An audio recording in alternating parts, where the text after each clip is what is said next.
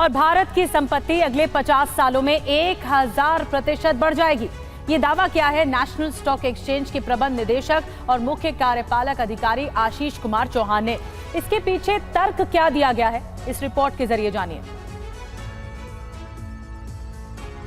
National stock exchange के प्रबंध निदेशक और मुख्य कार्यपालक अधिकारी आशीष कुमार ने भरोसा जताया कि युवा आबादी और प्रौद्योगिकी विकास के दम पर अगले 50 साल में भारत की संपत्ति में रिकॉर्ड बढ़ोतरी होगी और ये 1000% बढ़ जाएगी। अहमदाबाद के पास भारतीय उद्यमिता विकास संस्थान के 23वें दीक्षांत समारोह को मुख्य अतिथि के रूप में संबोधित करते हुए आशीष कुमार ने कहा, भारत अगले 50 साल में युवा आबादी, तीव्र प्रौद्योगिकी विकास और अपने उद्यमियों के दम पर बहुत तरक्की करने जा रहा है। अगले 50 वर्षों में भारत की संपत्ति में 1000% यानी 10 गुना वृद्धि होने जा रही है। आशीष कुमार ने ये भी स्वीकार किया कि भारत में अभी भी गरीबी, अशिक्षा, खराब आवास, रहने की स्थिति, भोजन, पानी, स्वच्छता की कमी और अपर्याप्त स्वास्थ्य देखभाल जैसी सामाजिक आर्थिक चुनौतियां मौजूद है। आशीष कुमार ने उद्यमिता विकास संस्थान से उत्तीर्ण होकर निकल रहे छात्रों से देश में परिवर्तन के वाहक बनने और बदलाव लाने के लिए नई और लागत प्रभावी समाधान खोजने का अनुरोध किया।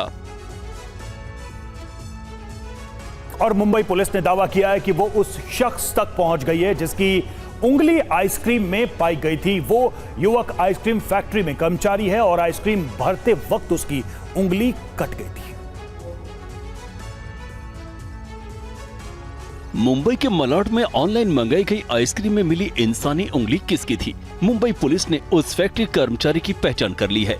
पुलिस के मुताबिक 24 वर्षीय ओमकार पोटे की उंगली 11 मई को इंदिरापुर के फॉर्च्यून डेयरी फैक्ट्री में आइसक्रीम भरते वक्त कट गई थी। अब पुलिस ने कर्मचारी के डीएनए नमूने फॉरेंसिक जांच के लिए भेज दिए हैं, जिसके बाद पता चलेगा कि उंगली का कटा हुआ हिस्सा उसका था या नहीं। मुंबई के एक एमबीबीएस डॉक्टर ने 12 जून को ज़ेप्टो ऐप के जरिए ऑनलाइन आइसक्रीम कौन मंगाई थी।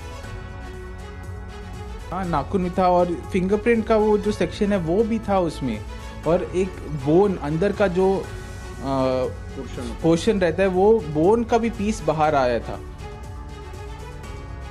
इससे पहले पुलिस ने यम्मी आइसक्रीम कंपनी के खिलाफ मामला दर्ज किया था और फिलहाल फॉरेंसिक रिपोर्ट का इंतजार कर रही है। फॉर्च्यून डेयरी के मालिक मनोज तुपे ने भी भरोसा दिया है कि वो जांच में सहयोग कर रहे हैं।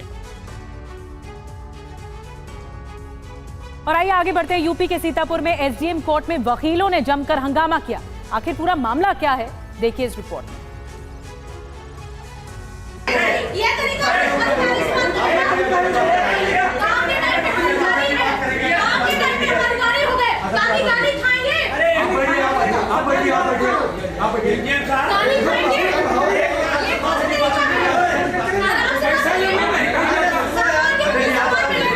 ये नजारा यूपी के सीतापुर एसडीएम कोर्ट का है। वकीलों की भीड़ महिला एसडीएम शिखा शुक्ला पर भड़क रही है, जिसके जवाब में एसडीएम साहिबा भी गुस्से में हैं। वकीलों का आरोप है कि एसडीएम ने जमीन विवाद के एक मामले में एक अधिवक्ता की 9 बीघा जमीन पर लगी फसल कटवाने का फैसला सुना दिया, जिसके बाद से सभी वकील हड़ताल पर चले गए और एसडीएम के ट्रांसफर की मांग पर अड़ गए। वकील इस बात पर भड़क गए कि हड़ताल के बावजूद एसडीएम कोर्ट में सुनवाई क्यों कर रही हैं? वकीलों और एसडीएम की जंग में आम फरियादी पिस रहे हैं और दोनों पक्ष इसके लिए एक दूसरे को जिम्मेदार ठहरा रहे हैं।